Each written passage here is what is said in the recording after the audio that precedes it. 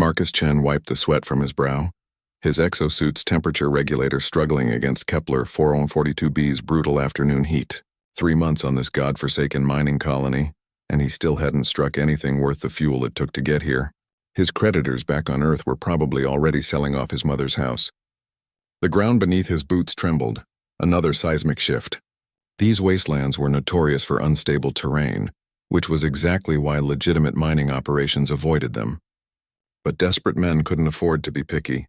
Marcus adjusted his scanner, searching for mineral deposits when the device began chirping erratically. The readings made no sense. Organic matter deep underground with a faint heat signature. Probably some burrowing creature native to this hellscape. He almost moved on.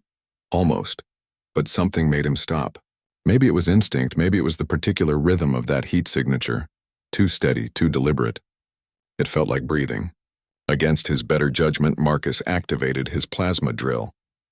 20 minutes of excavation revealed a metal container, roughly 2 meters long, buried 3 meters down. The craftsmanship was unmistakably Thoraxian, those elegant geometric patterns etched into the silvery surface. Marcus had seen enough of their work during his brief stint as a cargo hauler to recognize it. The container was sealed but not locked. Someone had meant for this to be temporary, or perhaps they'd assumed no one would ever find it. When Marcus pried open the lid, his breath caught in his throat.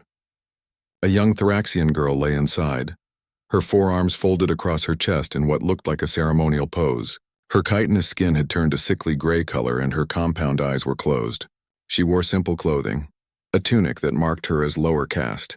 Most damning of all was the breathing apparatus attached to her face, its power cell blinking red. Nearly depleted, she was alive. Barely. Jesus Christ, Marcus muttered, his hands shaking as he carefully disconnected the apparatus and lifted her from her would-be grave. She was surprisingly light, even accounting for Thraxian physiology. Malnourished, probably. Her secondary arms, the smaller pair, bore strange scars deliberately cut in patterns that Marcus didn't recognize. He carried her back to his shelter, a converted cargo pod that served as his base of operations. His medical supplies were limited, meant for human injuries, but he had oxygen, water, and a basic diagnostic scanner.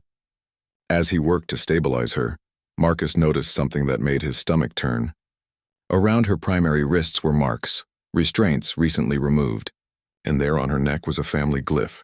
He'd learned enough about Thoraxian culture to know what it meant. She'd been marked for death by her own blood. Among the Thoraxians, certain genetic deformities were considered shameful. Those born impure were often eliminated to preserve family honor. Looking closer, Marcus could see it. Her lower left arm had only 3 digits instead of 4. Such a minor thing. Such a meaningless, insignificant difference. They'd buried her alive for it. The girl stirred, her compound eyes flickering open.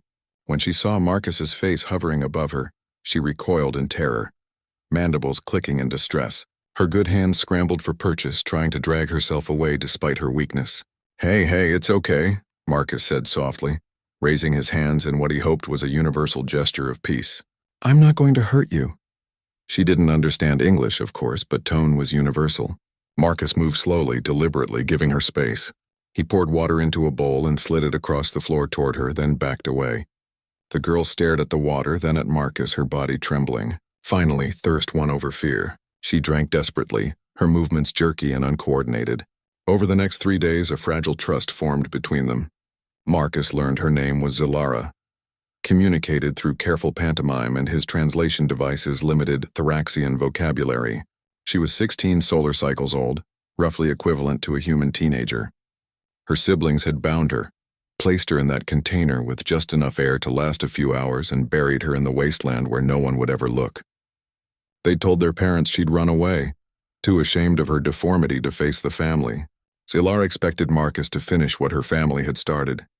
In Thoraxian culture, the deformed had no rights. Why would this alien, this human, treat her any differently? But Marcus had grown up poor in the slums of New Jakarta, where people were discarded just as easily for being born on the wrong side of the wall. He'd watched his father work himself to death in the factories. His mother succumbed to treatable diseases because they couldn't afford proper medicine. He knew what it meant to be considered disposable. "You're not going back there," he told her, even though she couldn't fully understand. "I don't care what your family thinks. You're not garbage." Marcus spent the next week teaching Zalara basic survival skills: how to operate the shelter's systems, how to use the scanner, how to identify edible local vegetation. His own mission was failing. He'd found nothing of value and his funds were nearly exhausted, but he couldn't bring himself to care. One morning, Zalara touched his arm with her three-fingered hand and pointed to the horizon. A Thoraxian shuttle was landing in the distance, probably a family search party looking to ensure their secret stayed buried. Marcus grabbed his plasma rifle, his jaw set in determination. "They're not taking you." But Zalara shook her head. Using the translation device, she laboriously spelled out a message. "You saved me. I save you now." Before Marcus could stop her, she'd accessed his geological survey data. Her compound eyes moved rapidly, processing information in ways human brains couldn't match. Within minutes, she'd identified a pattern he'd missed: a massive rare earth deposit hidden beneath layers of volcanic rock. The kind of find that could set him up for life. She transmitted the coordinates to his datapad, then gestured toward the shuttle. "Go, claim before they come." Marcus understood. She was giving him an out, a reason to leave before her family found them both. A way to save himself. Instead, he made a call. The human colony administrator owed him a favor from their cargo hauling days. Within hours, official documentation arrived, registering Zalara as Marcus's legal dependent under human colonial law. The Thoraxians could protest, but they had no jurisdiction here.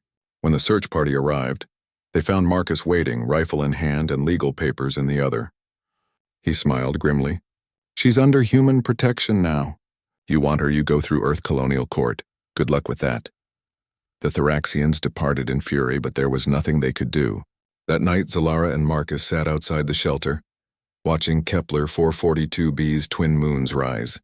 She looked at him with her compound eyes and clicked her mandibles in what he'd learned was Thoraxian laughter. The translation device buzzed. "Humans are crazy." Marcus grinned. "Yes, we kind of are."